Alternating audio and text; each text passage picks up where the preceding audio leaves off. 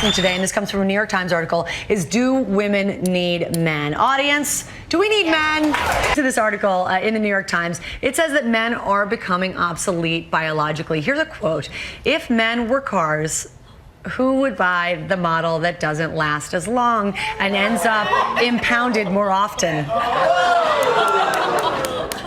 That's an article. That's coming from an op.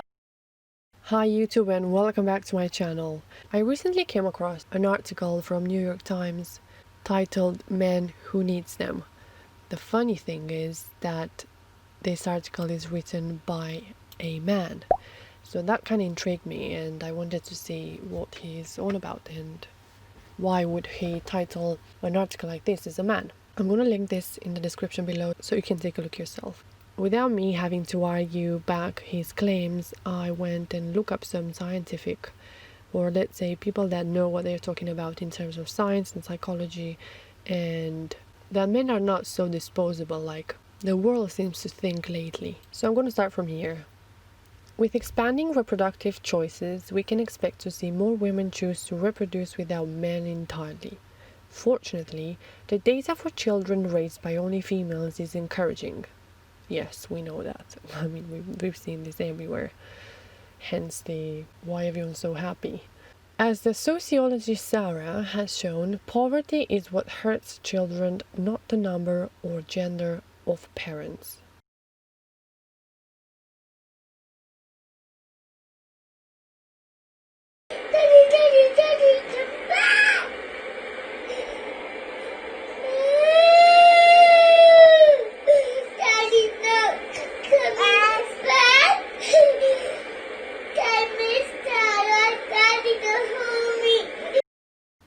Really? Are you really serious, Sarah? This is utterly bullshit. And I can say that because I'm coming from a family of divorced people and we weren't so well off. We were poor, right? And I never cared in my childhood the fact that I was poor as much as I cared the fact that my parents weren't together.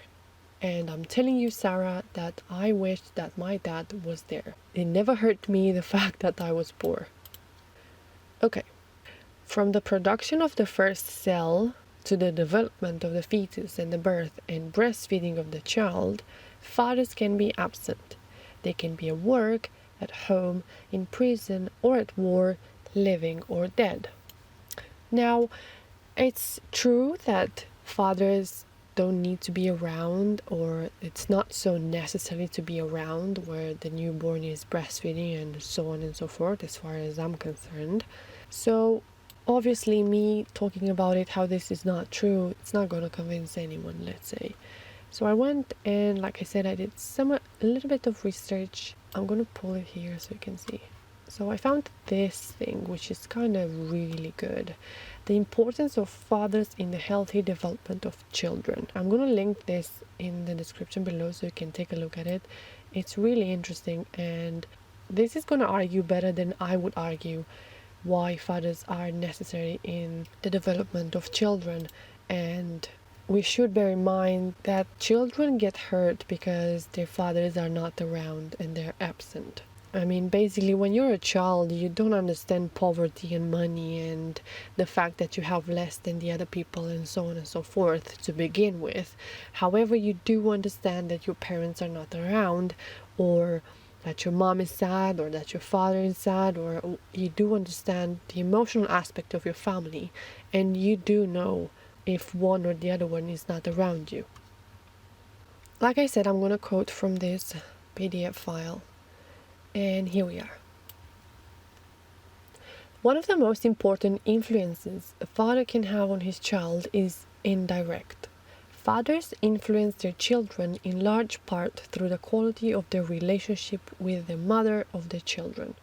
A father who has a good relationship with the mother of their children is more likely to be involved and to spend time with the children and to have children who are psychologically and emotionally healthier.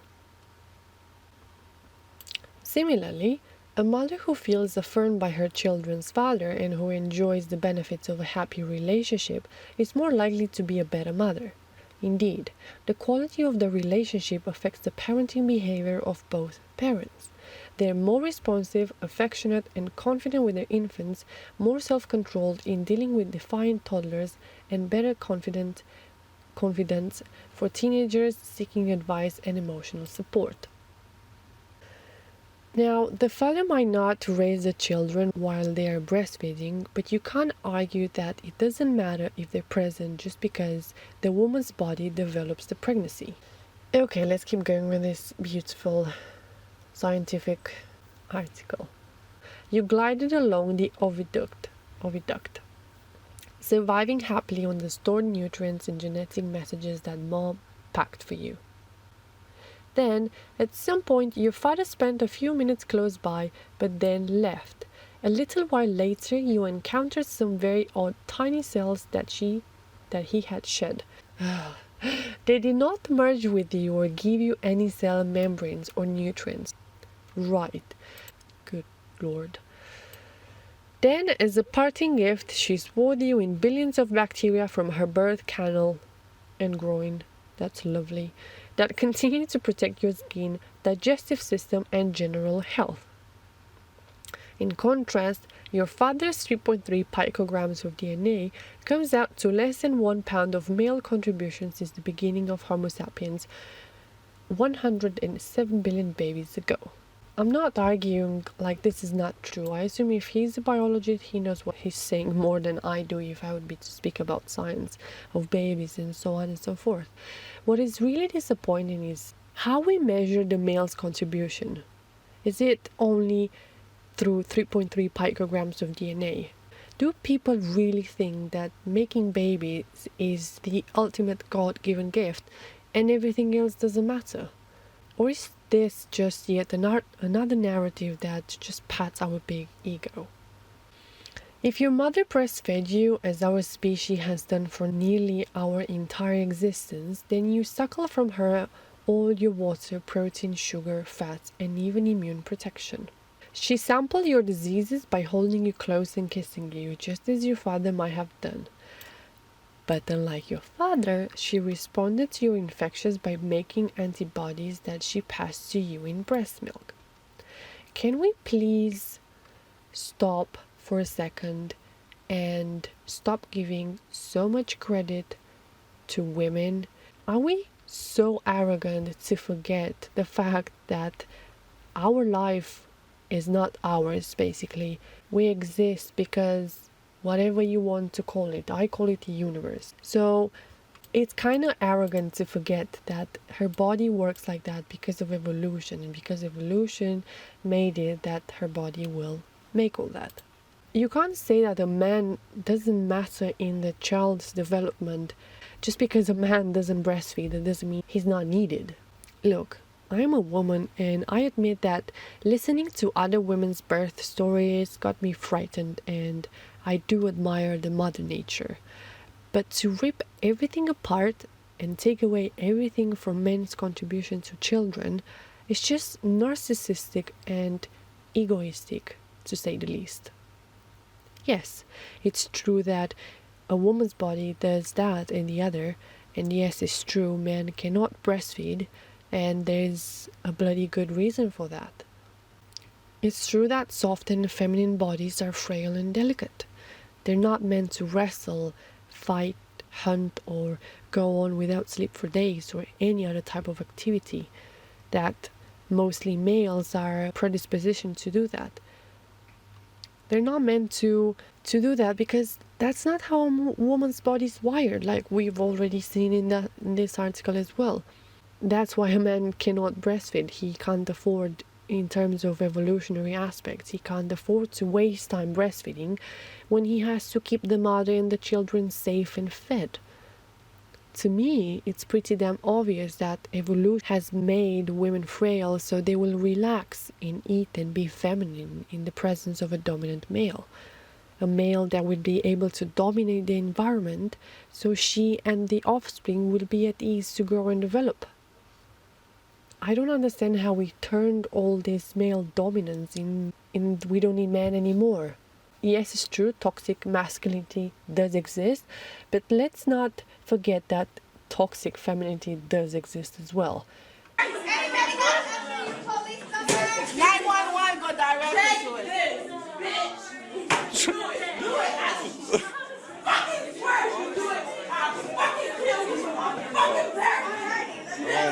God.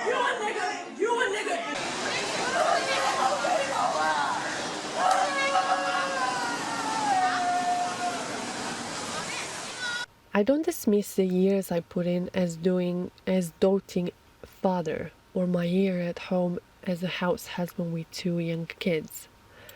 And I credit my own father as the more influential parent in my life. Fathers are of great benefit, but that is far cry from necessary and sufficient for reproduction. Now, is it me that I'm interpreting that he's against males with this article? I don't know. Is he really having a problem with males? Or he's just being just a biologist and this is how biologists speak, let's say. But I do get a sense of women are better than males in this article. And please correct me if I'm wrong. Have I gone too far and interpreted this article as against men? Or the guy really is against males somehow? So I'm sorry, Greg, but even though you're a biologist and this article is meant to prove how reproductively a man is far cry from necessary and sufficient, I think I can hear the tone of your article. And like everyone's already noticed, I totally disagree with you. If a woman wants to have a baby without a man, she just needs to secure a sperm, fresh or frozen, from a donor, living or dead. He keeps saying that like he's really serious. The only technology the self-impregnating woman needs is a straw or turkey baster, and the basic technique hasn't changed much since Talmudic scholars debated the religious implication of insemination without sex in the 5th century. If all the men on earth died tonight, he likes to talk about men not existing at all, the species will continue on frozen sperm. If the women disappear, it's extinction. I disagree with that. I think leaving the world only with women and a jar full of sperm will continue to perpetuate the species. That's kind of simplistic to look at it. I think the one thing that was missing in this article was you don't know whose sperm you're gonna get. If you're just looking, I mean, come on. If you're just looking at it biologically and you're just gonna get, I mean, it could be Shaq's. That sounds like it's gonna hurt. But evolution has put us on this planet for a reason. Evolution doesn't like to waste, and evolution doesn't do things just for the sake of doing it. You know what I mean? There is a reason why there's a male and not only females. Now, you could argue, for example, you can live without a lung, but that doesn't mean evolution makes you without lungs. You know, I'm not sure this analogy is good, but I hope you get my point. Yes, perhaps women would survive for a certain period of time, but women cannot survive with a jar full of sperm.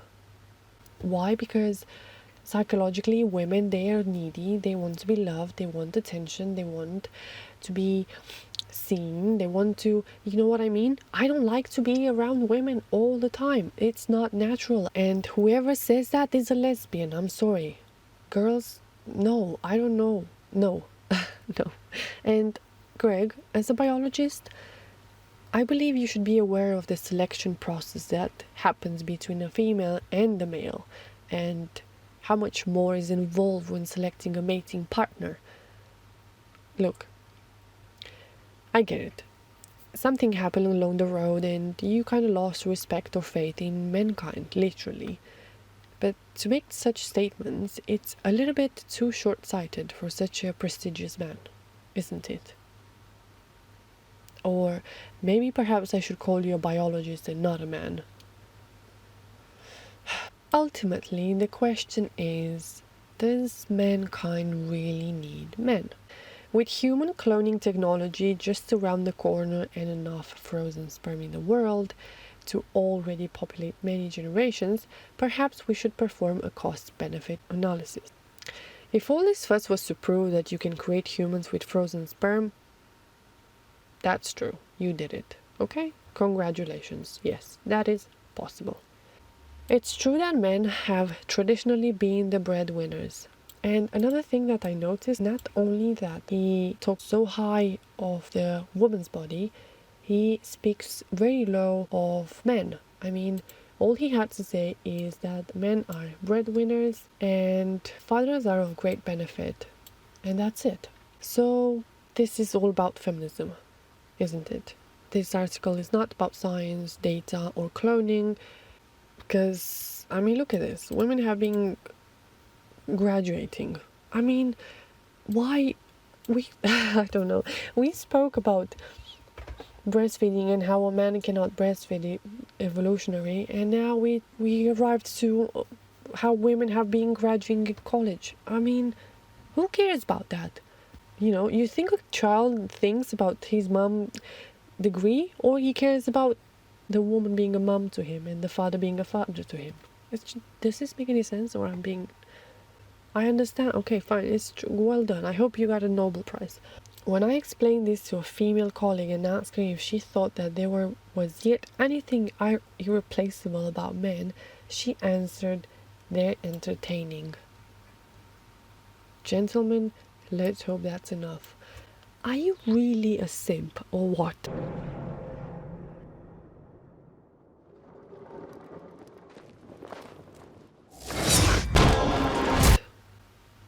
Are you really taking pride that your colleague said that you're only entertaining?